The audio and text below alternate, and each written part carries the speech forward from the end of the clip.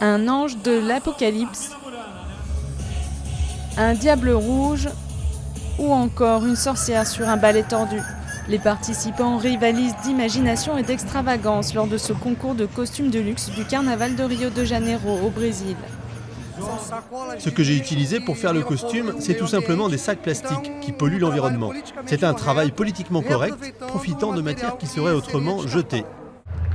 Des perles par milliers, des paillettes et des plumes, et un jury subjugué. Ce concours est l'occasion de présenter des déguisements confectionnés par 24 concurrents. Ce concours de costumes fait partie du romantisme du carnaval de Rio. Chaque catégorie est importante, le costume de luxe, le plus original, le plus créatif. Et le charme du candidat joue aussi.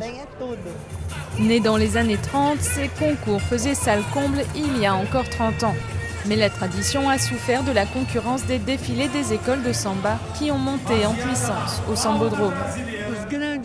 Les grands noms médaillés du costume carnavalesque ont lentement disparu. Mais maintenant, il renaît.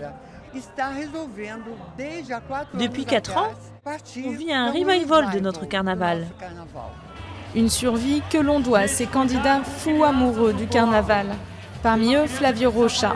Cette année, il se présente en amoureux de la lune dans un costume qu'il a réalisé pour le défilé d'une école de samba. Ce costume de 40 kg, exhibé pendant seulement 3 minutes devant un public restreint, a représenté plus de 6 mois de travail et un investissement de sa part de 30 000 €. Avocat de profession, Flavio consacre tout son temps libre à sa passion.